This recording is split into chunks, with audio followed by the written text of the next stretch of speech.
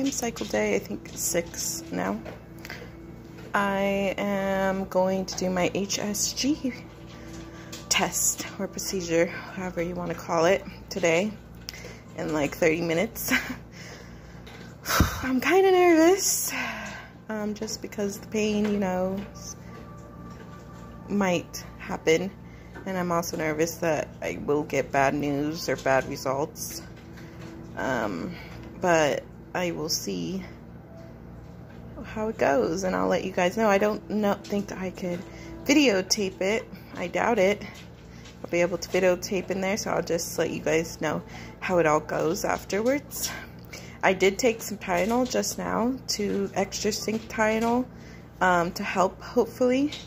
But I try to think of this procedure as, you know, giving birth level 1. It's probably not even level 1. It's probably way less than that, because I know giving birth is bad.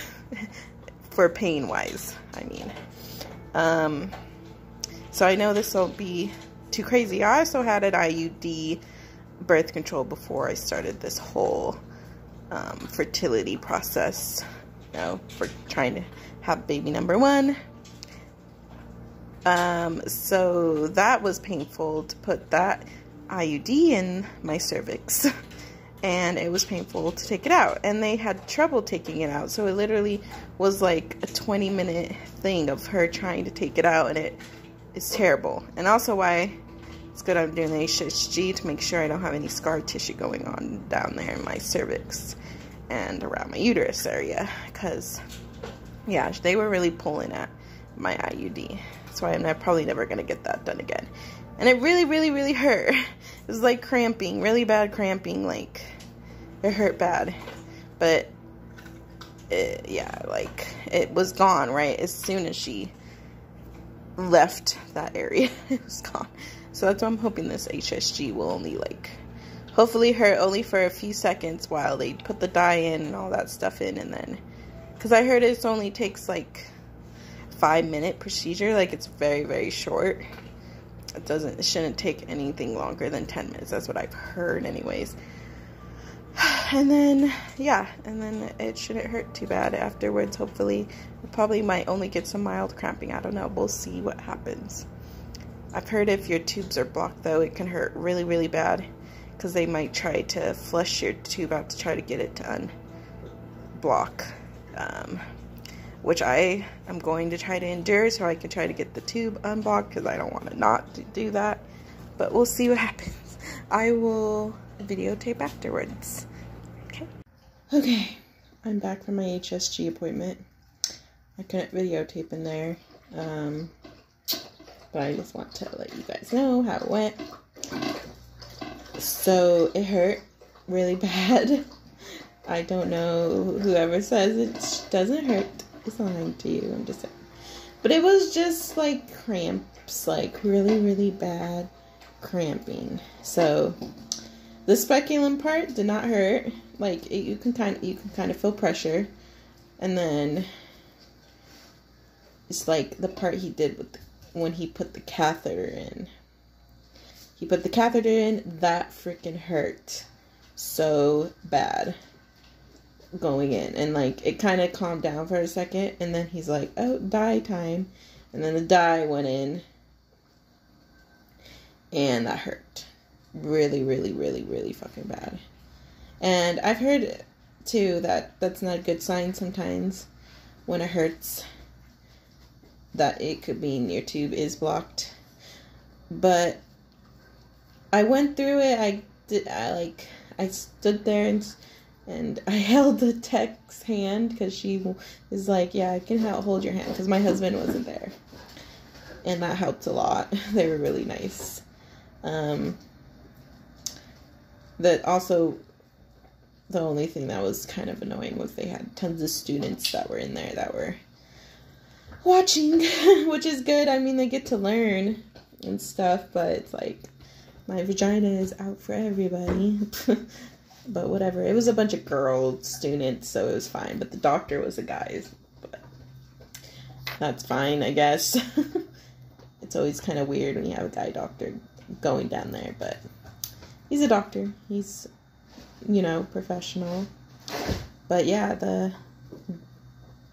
procedure hurt really bad, and I'm still kind of cramping, but the cramping afterwards is like for like maybe 5 minutes or so, and then it kind of starts to go away, so it's not that bad. I am spotting and bleeding, and the dye like came out of me too, so it's kind of messy. It was messy afterwards. He did show me one of the pictures anyways, at least. I don't know how many pictures he did, but it looked like my left tube was really good and flowed all the way to my ovary. Like I saw my ovary and my tube and my uterus all connected. But my right, it didn't look like it. And he was saying it was good. It's fine. That it just doesn't show good on that picture. But it's like, need to see the other ones. But whatever. I guess I'll just have to wait till my doctor looks at them and tells me what's going on. But yeah, like my tube on my right side didn't look as open as my left. I'm hoping it kind of opened up this procedure, but I think the radiologist, he's not a doctor, he's a radiologist, I'm pretty sure. Because I had to do an outpatient one, not with my actual doctor, because since I'm in Kansas, so I had to go do it at a radiologist clinic or radiologist department. And yeah, it was the radiologist that told me this, and I don't know if they can tell you everything that's going on or not. I think they can just tell you like the basics, like, you know, like, oh, I see this and that, but you have to wait till your doctor looks at it to give you the whole picture. But yeah, my right tube, it didn't look like, I couldn't see my right ovary connected to my right tube, so it's kind of making me worry, because also it really hurt. It's really bad, so I'm thinking maybe I did have a blockage, but I don't know. We'll see, I guess, what happens. I want to do a quick update though as well. I made a few other videos, but it was like not wanting to let me upload them, so I'm just going to do a quick one in this. So for IVF, we are going to be doing it, but in December or January. I'm making a consult, hopefully in the next week, to do it. Gil! No. Sorry, my dog. It's annoying. Anyways, we're doing it in the next week, the consult, making it, and then I'll have to wait till December or January to even start IVF. And I'm doing it with CNY, because my insurance is in network with them, and also their consult is really cheap, because I've been looking at a few other places and their consults are like crazy amount of money. Like this one place in Colorado was $350 for a consult, and it didn't even cover with the insurance. So yeah, I'm going with CNY. My dog's annoying. But anyways, yeah, we're like gonna go see why. We're gonna do IVF if I don't get pregnant in the next few months, because my husband's sperm, we found out, is at 11.4 million, which means he's still on the low category. I thought he was at 6 million when I first looked at it, but my doctor told me it was 11.4. Apparently, I was reading it wrong. Hold on. Okay, I had to go stop my dog from freaking out. Oh my God, Gil, lay down. It's like a kid. It's like having a kid. He is annoying. Now look, now he's calmed down. Keeps messing with my bigger dog. Or little dog. Bigger dog, little dog. Anyways, yeah. We're going with CNY because they are really cheap. They cover insurance. My insurance covers 80% as well for IVF. So we only have to worry about 20%, and it covers medication as well. Like $3,000 or so. So I'm excited to do IVF if I don't get pregnant in the next few months. It would have been a year and 2 months or whatever when we start IVF. So it's around the time we should anyways. Definitely with my husband's sperm coming back as 11.4. It is categorized as low count because it's 10 through 20 is low count. And also we found out, or didn't find out, I already knew this about him when we first started dating. Like, he would always want me to check his balls all the time, which is, you know, not sexual. He just was always worried because his grandpa had testicular cancer and it's genetic. And I looked up online, apparently him having low count can mean that he might have it, which really is worrying me and him. So we're going to be getting him scanned and to make sure he doesn't have it. And also, apparently, him having low count can also mean that he could have it later in the future, and that's why his count is low. Apparently, it's like higher risk or something like that. So we are wanting to do IVF to freeze our embryos just in case if he needs to do treatment, or later on if he ends up getting it and becoming infertile, because it can also make him infertile later on, or also with the treatments for helping the cancer can also make him infertile. So it's just, yeah, we need to freeze some embryos just in case anyways. And I mean, with us both having issues, we just find IVF to be the best option for us. So we are definitely doing it in December or January, hopefully. And yeah, and we're going through CNY. So I'm going to definitely keep you guys updated on that. But for now, we are working on getting, hopefully, his count a little bit better. So he is on tons of vitamins to help. He's on the EU Conception for Men right now, and a few other vitamins, ashwagandha, turmeric. He was on maca, but not right now. We're probably going to do that next month. We're trying to just use the vitamins we have now. And he's also going to be eating fish and steaks and different foods to help his count as well. We've done a lot of research, so I'm hoping that this will help him. And then for me, I'm still sticking with my vitamin regimen. And I also put in ashwagandha and turmeric in my vitamin regimen as well. Ashwagandha and turmeric help with stress and also fertility. So I just am taking those too, which is helping a lot with my stress, I feel like. And then another thing we're doing is, what I'm doing is Leterzole again, 5 milligrams this month. It's a little higher dose, which I am on my 4th day of taking Leterzole this month. Yeah.